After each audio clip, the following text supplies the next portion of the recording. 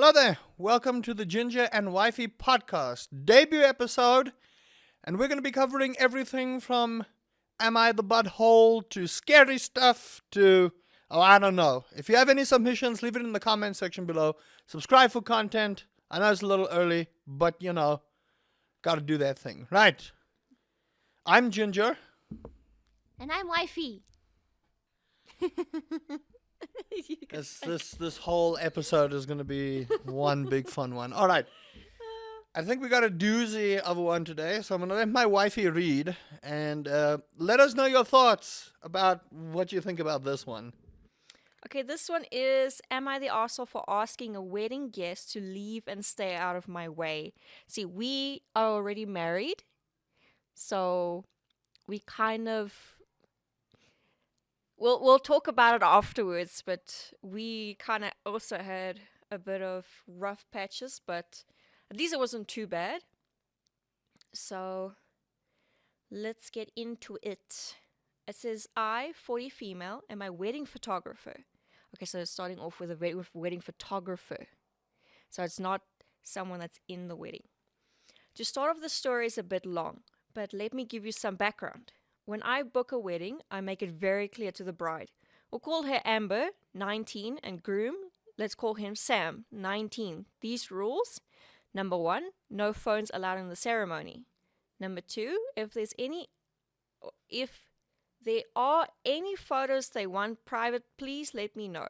Okay? Number 3, I will not hold back to tell people to put their phones down or not to step in front of me. Okay, which is fair. We also actually said no phones during ceremony because we wanted no photos taken when the photographer is busy taking photos. Otherwise, I don't want to see any phones in my photos.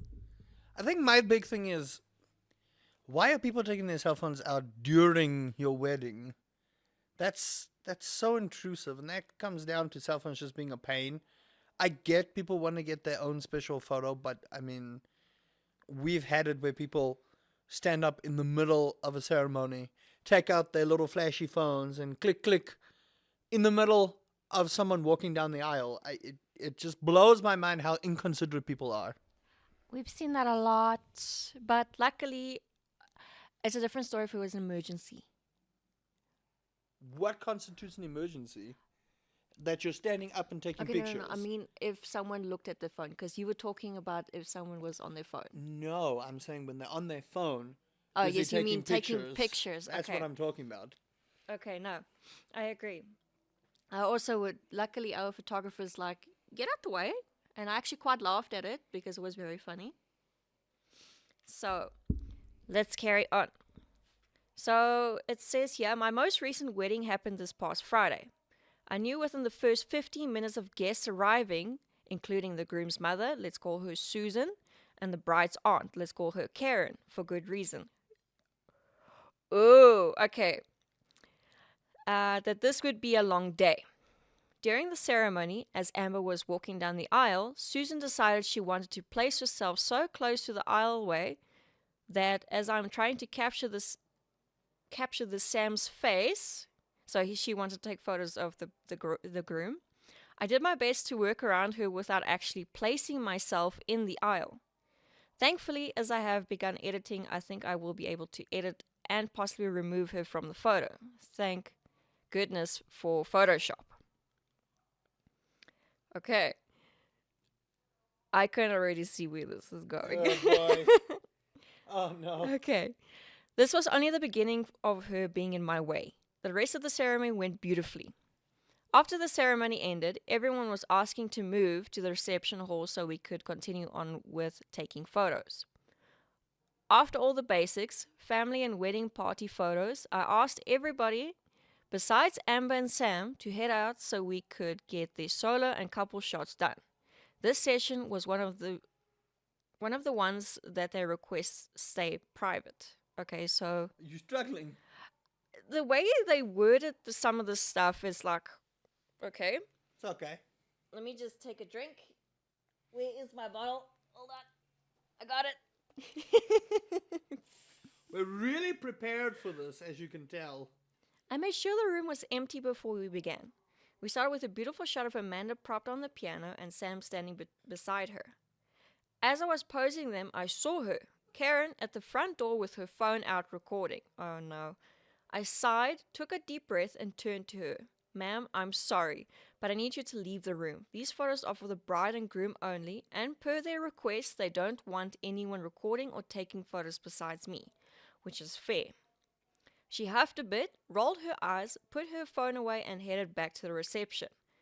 After this cue, I was heading outside to get photos of them under the beautiful arches and large wooden French doors. As I begin posing Amanda in front of the big doors, here comes Susan. That's now bride's mother. Oh my gosh, that's so beautiful, she says. Thank you, but please go inside. This is a private session, I said politely. I'm just watching, she retorted. I tried to hold in my bitch look face and smiled.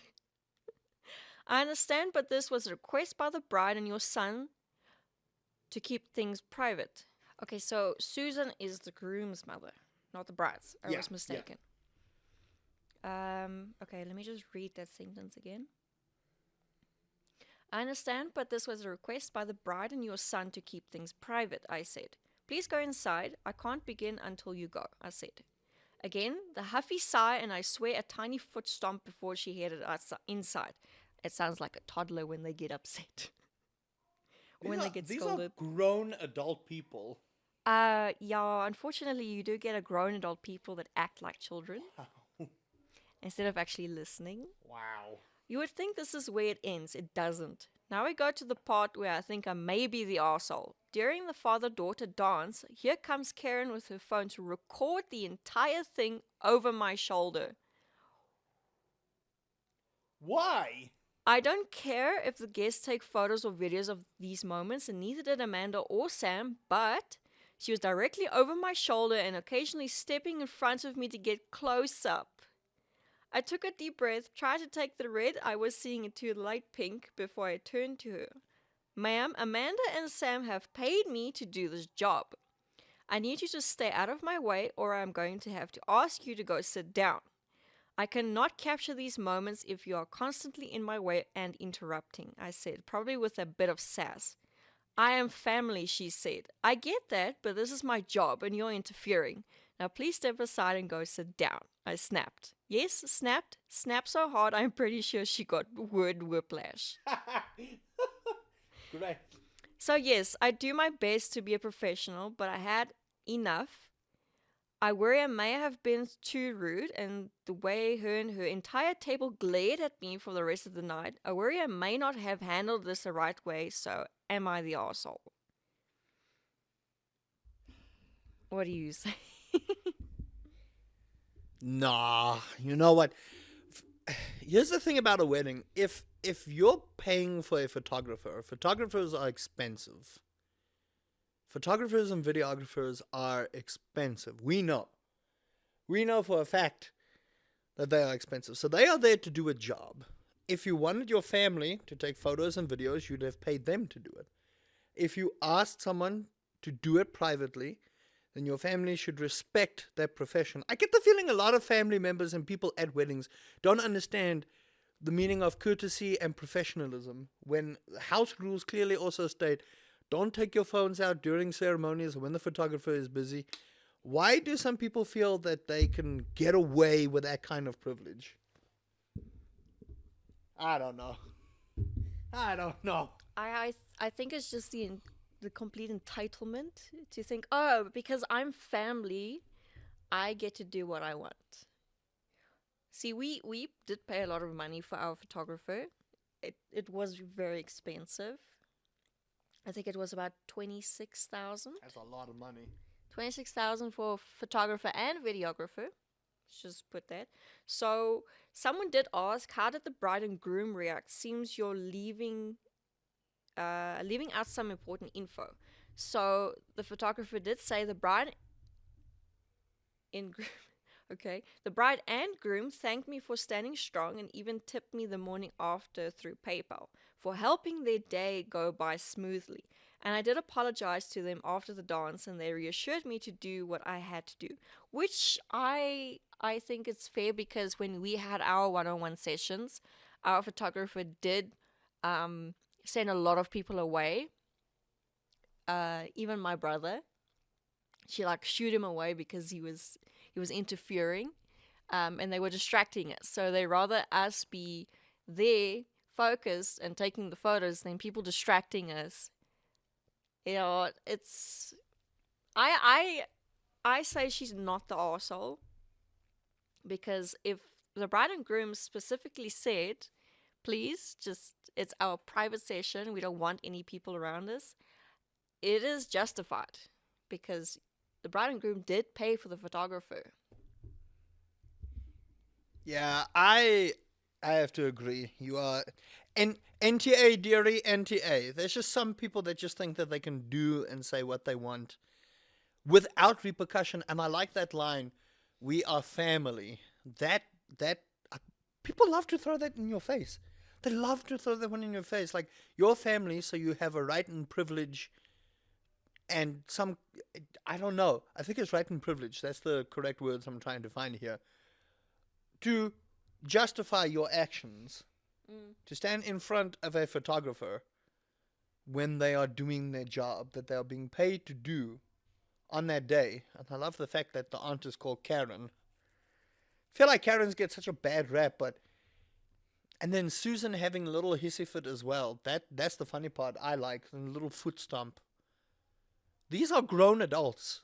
These are people that have got children that are getting married, and you are stomping your foot down and having a wee little fit. You remember that one wedding we went to, and also the mother was also having a hissy fit. Word. Oh, that wedding. We're not going to talk about it. Yeah, no. Mm-mm.